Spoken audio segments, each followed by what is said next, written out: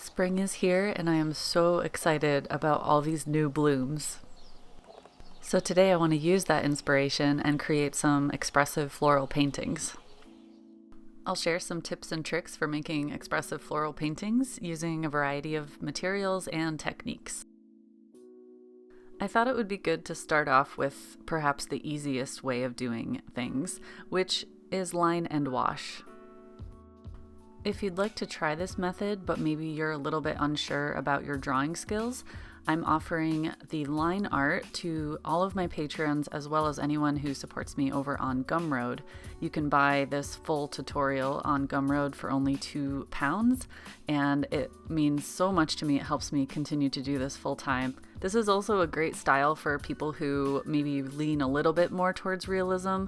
They don't want something too crazy because you have the slightly realistic drawing, but then you're filling it in with all sorts of fun, wild, flowy patterns. You could also paint first and then draw afterwards, whatever's easier for you. So now I think it's time to go really crazy.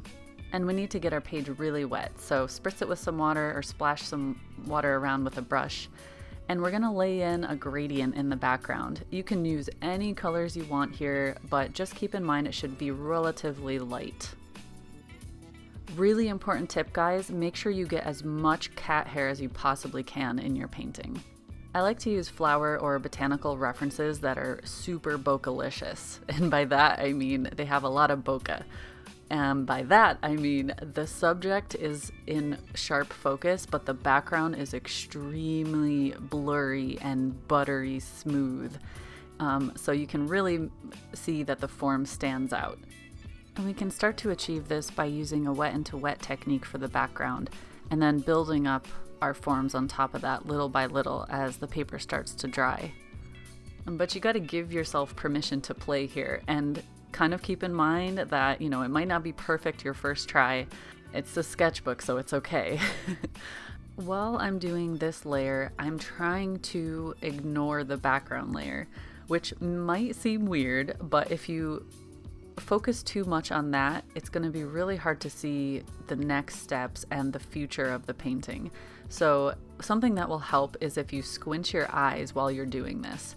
You can start to see that background layer as the bokeh layer, and anything you add to it now is going to be more in focus.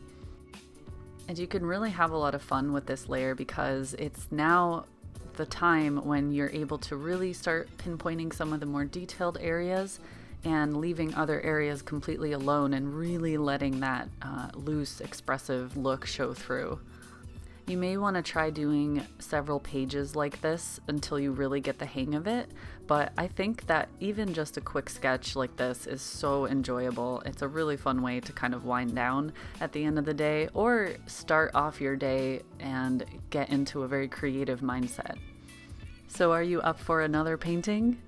Let's keep it going with another expressive, flowy, drippy painting. And this time I'm going to use watered down gouache.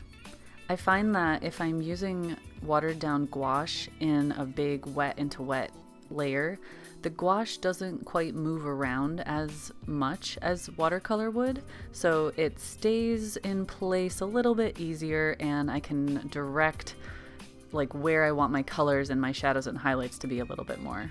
Now, while that background is wet, we're going to start dropping in some of our poppy colors, which is a very vibrant red. And I'm using gouache so that it sits in place a little bit more.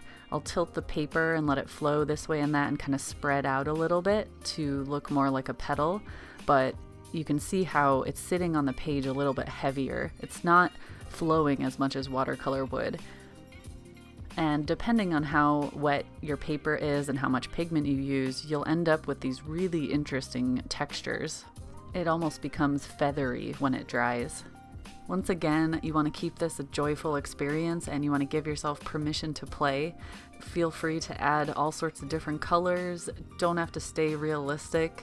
Just really enjoy the unique mark making process. So let's say you want to add lines to your new painting.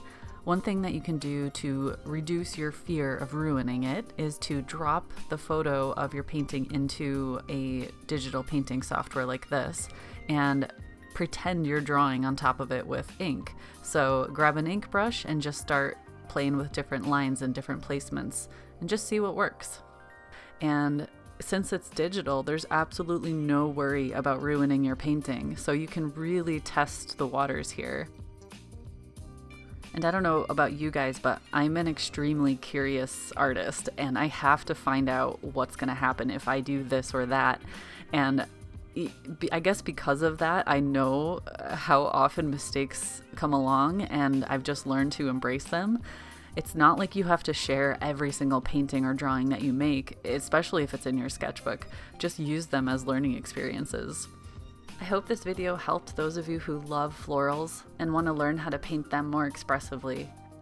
So I know I packed a lot into this 6-minute video. If you want the full version with commentary and step-by-step process, you can go get that on my Patreon or over on Gumroad. I hope you're enjoying this mini series, and I will see you in the next video.